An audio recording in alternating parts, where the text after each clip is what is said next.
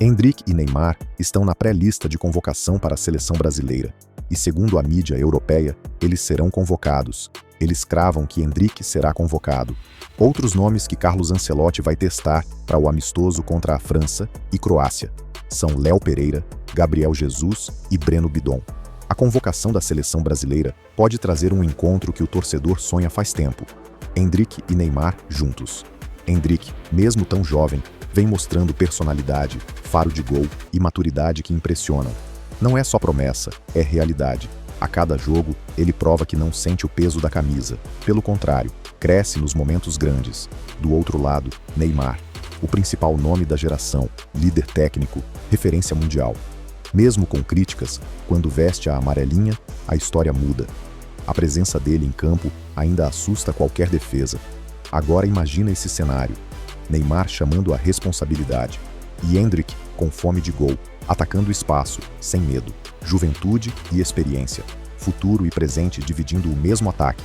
Se essa convocação se confirmar, não é só uma lista de nomes, é um recado: o Brasil quer voltar a assustar o mundo.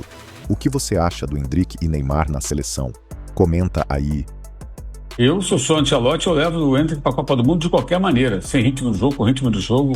Entre levá-lo ou levar o Richarlison, por exemplo, não tem comparação.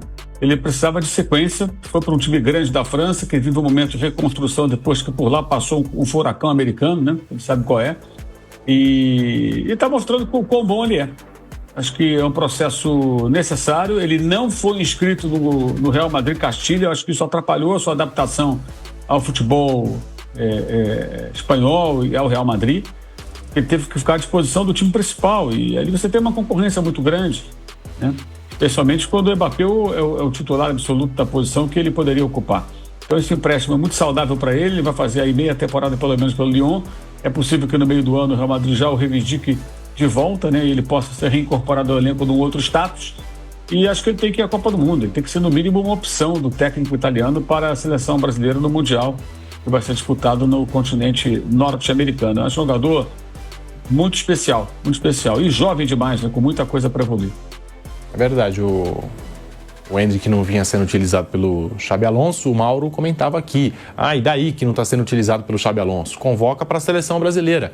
E o Ancelotti não pode ignorar o talento do Endrick. Bruno Prado é um jogador que, pela estrela que ele tem, não só o talento que já citamos aqui, a explosão, os dribles e as jogadas individuais, né? Ele tem uma estrela que numa Copa do Mundo pode fazer a diferença, né? Ele é um ótimo jogador, eu gosto muito dele. Imagino que ele estará, sim, na próxima convocação. Tem espaço para isso. Ele tem jogado até mais partindo da direita para o meio. Ele tem feito mais esse movimento de sair da ponta, vir por dentro, que o Endrick não é um cara que joga... ele não é um pivô, né? Ele nunca foi. Ele é um cara que precisa da velocidade, assim, ele precisa, o forte dele é usar a força, a velocidade. Então ele precisa de um espaço ali para acelerar, que aí dá para tirar o melhor dele. Até no Campeonato Brasileiro de 2023, em que ele, na reta final, joga muita bola, ele consegue encaixar, o Abel encaixa ele numa dupla de ataque. Aí o Palmeiras passa a jogar com 3 zagueiros, porque o Abel não via ele nem como ponta, nem como centroavante. De fato, ele não é exatamente nem uma coisa nem outra. Então ele conseguiu botar 3 zagueiros, aí os alas faziam os lados, e aí ele pôde fazer uma dupla de ataque que era Endrick e Breno Lopes. E muitas vezes o Breno Lopes, que também não era exatamente um cara de área, mas o Breno Lopes fazia o pivô muitas vezes. E o Endrick circulava, tinha a liberdade de circular, de vir de trás, de arrancar em velocidade. E no Lyon, muitas vezes, agora, na maioria dos jogos, o técnico encaixou o Endrick partindo da direita para dentro, tendo espaço para acelerar, da ponta para o meio. Então o Endrick é um cara que faz muitos gols, tem muita facilidade para fazer gol, para finalizar, chuta forte. É um jogador que tem muita personalidade, ele não é um cara que se assusta, se encolhe. Na própria seleção mesmo, ele fez 3 gols logo nos seus primeiros jogos ali com a seleção. Então o Endrick é um cara que deve estar nos planos, sim, do Ancelotti. A gente vai ver na convocação provavelmente no início de março, mas eu levaria, sim, eu convocaria o Endrick. É um jogador que pode ajudar bastante a seleção brasileira durante a Copa do Mundo. Imparável o Endrick na França. Mais uma grande atuação com a camisa do Lyon, um golaço pelas oitavas de final da Copa da França, que gerou até mesmo elogios do técnico adversário. Eu estava acompanhando aqui o Olivier Frappoli. Admitiu a dificuldade para marcar o Endrick. Ele fala o seguinte, conseguimos marcá-lo muito bem durante toda a partida. Decidimos tentar fechar a entrada da área, mas não foi possível. Endrick não deu chance ao nosso goleiro. Se ele estivesse do nosso lado, talvez tivéssemos até vencido o jogo, disse aqui o técnico Olivier Frappoli, técnico adversário do Lyon de ontem. Ô Flávio, comentei com o Bruno aqui a respeito do Carlo Ancelotti, da próxima convocação. Não pode faltar. Eu acho que o Endrick merece demais essa oportunidade, essa vaga na seleção brasileira. E Copa do Mundo se aproximando. É um jogador extremamente decisivo, Flávio. Eu convocaria. Eu acho que ele, numa lista, né? Normalmente são listas grandes, eu daria uma oportunidade para ele. Eu acho ele um jogador bem interessante, um jogador que tem... pode disputar 3, 4 Copas, ele é jovem, né? Pelo menos eu colocaria nessa lista para ver o que acontece, até para dar moral para ele. Realmente eu gostaria de ver novamente o Endrick. Eu também entendo que existem conquistas, né? Tem jogadores que estão lá, que estão à frente dele, que, por exemplo, o João Pedro está na frente dele nesse momento. Não tem como você contestar isso. Mas eu chamaria, assim, eu acho que ele... Se vai chamar, mas acho que vai, porque é um jogador que o Ancelotti gostava, né? O Ancelotti era entusiasta da convocação, da compra do Endrick para o Real Madrid. Eu acredito que ele vai ser chamado e eu, se fosse o Ancelotti, chamaria. Com certeza chamaria. Nas primeiras convocações do Ancelotti, quem tinha expectativa pela convocação do Endrick, não sei se é essa a palavra, se ficou frustrado. É porque o Endrick também passou um período machucado, né? Tem aquela lesão na coxa dele lá.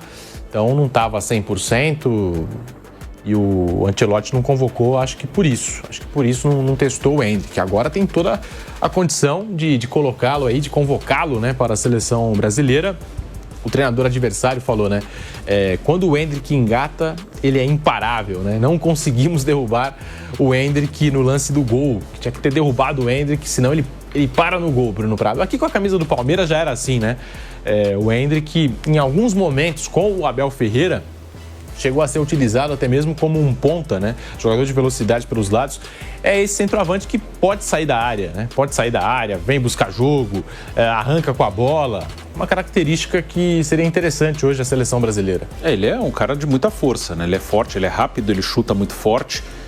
E a seleção não está jogando com um pivô de área. O Ancelotti pode até buscar uma opção de elenco para ter essa opção para usar durante a Copa, de um pivô, um cara mais de área. O Tite fez isso em 2022, por isso ele levou o Pedro à Copa do Mundo, para ter uma opção de área, já que ele não via nem o Richarlison nem o Gabriel Jesus especificamente como esse homem de área. Os dois podiam jogar na área, Richarlison jogou na área, fez gols na Copa, mas ele via como caras mais de movimentação. Então o Ancelotti pode até tentar achar um centroavante de área, mas ele não tem jogado assim. Na maior parte dos jogos do Ancelotti, com o time titular, ele tem feito uma dupla por dentro ali de Matheus Cunha e Vinícius Júnior. E na maioria das vezes até o Vinícius mais avançado que o Matheus Cunha. O Matheus Cunha joga até um pouco mais atrás e o Vinícius Júnior como o jogador centralizado mais perto do gol.